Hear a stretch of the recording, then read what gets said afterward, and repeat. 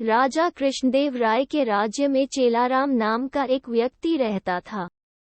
वह राज्य में इस बात से प्रसिद्ध था कि अगर कोई सुबह सवेरे उसका चेहरा सबसे पहले देख ले तो उसे दिन भर खाने को कुछ नहीं मिलता। लोग उसे मनहूस कहकर पुकारते थे।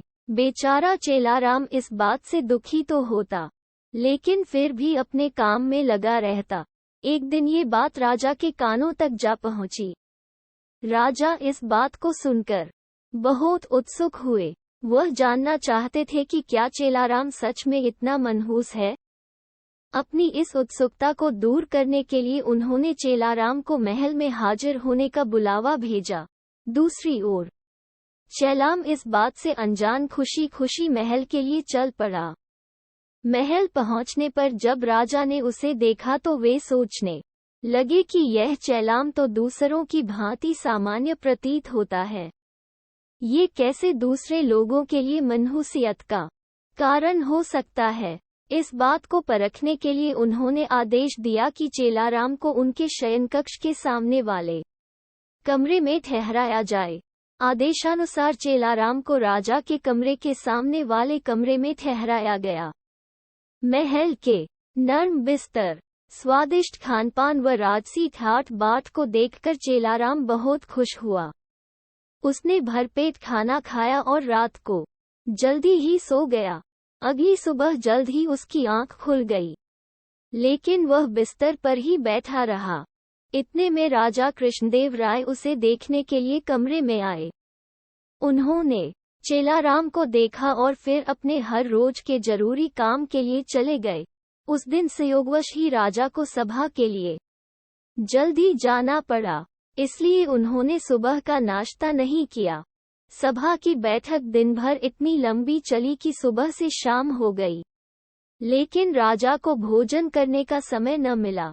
थके हारे भूखे राजा शाम को भोजन के लिए बैठे ही थे कि परोसे हुए खाने में मक्खी पड़ी देखकर उन्हें बहुत गुस्सा आया व उन्होंने भोजन न करने का निर्णय किया। भूख व थकान से राजा का बुरा हाल तो था ही, ऐसे में गुस्से में आकर उन्होंने इस बात का दोषी चेलाराम को ठहराया। उन्होंने स्वीकार कर लिया कि वह एक मनहूस व्यक्ति है तथा जो कोई भी सुबह सुबह उसका चेहरा देख ले तो उसे दिन भर अन्न का एक निवाला भी नसीब नहीं होता। उन्होंने गुस्से में आकर चेलाराम को मृत्युदंड की सजा सुनाई और कहा कि ऐसे व्यक्ति को राज्य में जीने का कोई अधिकार नहीं है। जब ये बात चेलाराम को पता चली तो वह भागा भागा तेनालीराम के पास पहुंचा। उसे मालूम था कि इस सजा से उसे केवल तेनालीराम ही बचा सकते हैं। उसने उन्हें अपनी पूरी व्यथा सुनाई। तेनालीराम ने उसे आश्वासन दिया और कहा कि वह न डरे और जैसा वो कहते हैं बिल्कुल वैसा करे। अगले दिन फांसी के समय चेलाराम को लाया गया। उससे पूछा गया कि क्या उसकी कोई आखिरी इच्छा है। जवाब में चेलाराम ने कहा, हाँ, वह राजा समेत पूरी प्रजा के सामने कुछ कहने की अनुमति चाहता है। इतना सुनते ही सभा का ऐलान किया गया। जब चेलाराम सभा में पहुंचा तो राजा ने उससे पूछा, बोलो चेलाराम, तुम क्या कहने की अनुमति चाहते हो। चेलाराम बोला, महाराज, मैं केवल ये कहना चाहता हूँ कि अगर मैं इतना मनहूस हूँ कि जो कोई मुझे सुबह देख ले तो उसे दिन भर भोजन नसीब नहीं होता, तो आप भी मेरी तरह एक मनहूस हैं। ये सुन सभी उपस्थित लोग भौचक्के रह गए और राजा की ओर देखने लगे। राजा ने भी क्रोधित स्वर में कहा, तुम्हारी ये मजाल, तुम ऐसी बात कैसे और किस आधार पर कह सकते हो। चेलाराम ने जवाब दिया, महाराज, उस दिन सुबह सबसे पहले मैंने भी आप ही का चेहरा देखा था और मुझे मृत्युदंड की सजा सुनाई गई। इसका अर्थ तो ये हुआ कि आप भी मनहूस हैं। जो कोई सुबह सबसे पहले आपका चेहरा देख ले उसे मृत्युदंड मिलना तय है। चेलाराम की यह बात सुनकर महाराज का गुस्सा शांत हुआ और उन्हें ये एहसास हुआ कि चेलाराम निर्दोष है। उन्होंने शीघ्र ही उसे रिहा करने का आदेश दिया और उससे माफी मांगी।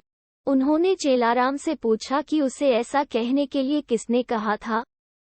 चेलाराम ने जवाब दिया, तेनालीराम के अलावा कोई और मुझे इस मृत्युदंड से नहीं बचा सकता था, इसलिए मैंने उनके समक्ष जाकर अपने प्राणों की गुहार लगाई थी।